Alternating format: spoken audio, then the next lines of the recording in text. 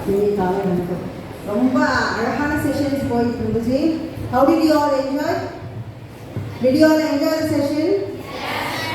ஏதோ ஒன்று நம்ம வீட்டுக்கு எடுத்துகிட்டு போகிறோம் இல்லையா, இன்னைக்கு கண்டிப்பாக எடுத்துகிட்டு போகிறோம் இல்லையா, என்னென்ன சொன்னாங்க அப்படிங்கிறத எல்லா விஷயங்களையும் பாயிண்டடாக நோட் பண்ணி வச்சுருக்கீங்க.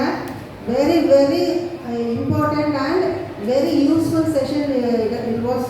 நான் ரொம்ப என்ஜாய் பண்ணி இன்னைக்கு தான் நான் ஃபஸ்ட்டு பார்க்குறேன் சாரோட செஷன். ரொம்ப ரொம்ப நல்லா இருந்துச்சு.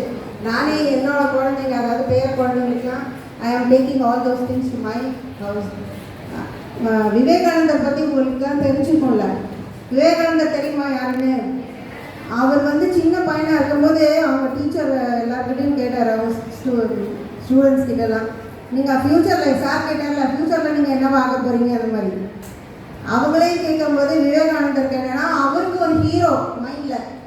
சின்ன பசங்க அவங்கள என்ன பார்க்குறாங்களோ அதுதானே ஹீரோவாக நினைப்பாங்க.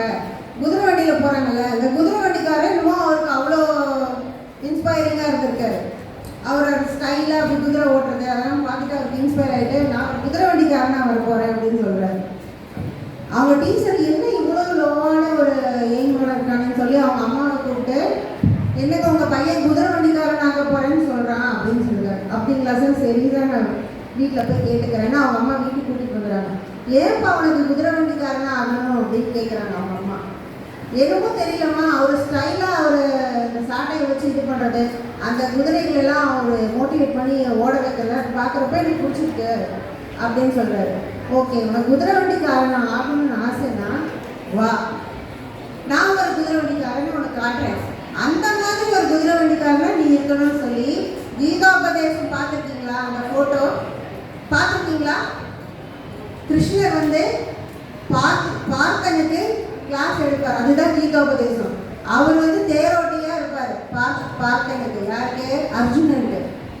அர்ஜுனனுக்கு தேரோட்டியாக இருந்து நம்ம எல்லாருக்குமே கீதோபதேசம் செஞ்ச ஒரு தேரோட்டி தான் குதிரை வண்டிக்காரன் தான் கிருஷ்ண பகவான்.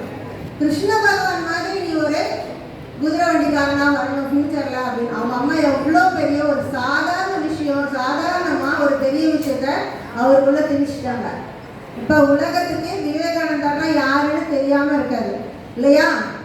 விவேகானந்தரோட ஒரே ஒரு வார்த்தைக்கு அமெரிக்காவில் 5 நிமிஷம் எழுந்திரிச்சு நின்று எல்லாரும் கை தட்டினாங்க. அந்தளவுக்கு ஒரு மோட்டிவேஷனல் ஸ்பீக்கர் அவர்.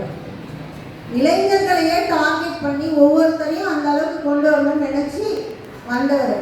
இன்னைக்கு நமக்கு இவ்வளோ பெரிய ஒரு மோட்டிவேஷனல் கொடுத்து உங்களுடைய இமோஷன்ஸை தூண்டி உங்களுக்கு சிந்திக்க வச்சுருக்காங்க. நம்ம வீட்டில் நம்ம அப்பா அம்மா எல்லாம் நம்மளுக்கு செய்வாங்க. ஆனால் நம்ம யாரை முதல்ல ஏமாற்றுவோம்? யாரை ஏமாற்றுவோம்?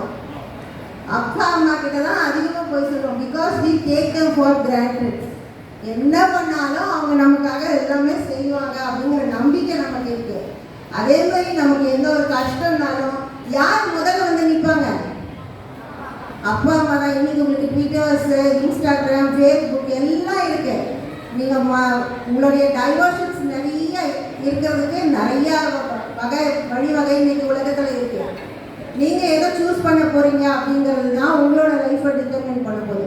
இன்றைக்கி உங்களை ஃபேன்சியாக உங்களை அழகாக ஏமாற்றக்கூடிய விஷயங்கள் நிறைய இருக்குது. அதில் போய் சிக்கிட்டு அப்பா அம்மாவுக்கு தேவையில்லாத அவங்கக்கிட்ட நம்ம எல்லாத்தையும் மறைச்சி உள்ளே போய் பிரச்சனை ஆனதுக்கு அப்புறம் தான் அப்பா அம்மா கிட்ட நம்ம திருப்பி வருவோம். அன்னைக்கும் நமக்காக நின்றுட்டு இருப்பாங்க அப்பா அம்மா. ஸோ அவங்க தான் உங்களுக்கு முதல் நாள். அவங்கள மறந்துடாதீங்க. அவங்கள்ட்ட எதையும் மறைக்காதீங்க. அடுத்தது ஆசிரியர்கள், அவங்கக்கிட்ட எதையுமே மறைக்காதீங்க. உங்களுக்கு எந்த பிரச்சனைனாலும் அப்பா அம்மா ஆசிரியர்கள்கிட்ட சொல்லுங்கள். அவங்க தான் உங்களுடைய பலம். நம்ம வாழ்க்கையில் எது நம்மளுடைய பலம், எது நம்ம பலவீனங்கிறது நல்லா தெரிஞ்சுக்கணும். பலத்தை விட பலவீனம் முதல்ல நல்லா தெரிஞ்சுக்கோங்க. உங்களுக்கு எந்த சப்ஜெக்ட் பலமாக இருக்குது, எந்த சப்ஜெக்ட் பலவீனமாக இருக்குது, அந்த பலவீனத்தை எப்படி பலமாக கன்வெர்ட் பண்ணலாம், அதுக்கு சார் சொல்லிக் கொடுத்த எல்லா வழிவகைகளையும் பின்பற்றுங்க. சரிங்களா? இன்னைக்கு you have to take all those points.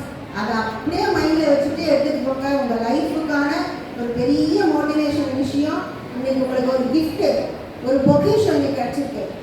அது என்றைக்குமே விட்டுறாதீங்க.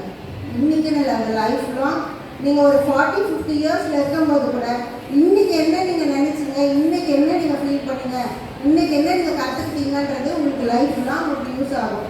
நீங்கள் வேணால் பாருங்கள், நாளைக்கு நீங்கள் அதை நிறைய குழந்தைங்களுக்கு சொல்லுவீங்க. Okay, thank you for the best opportunity.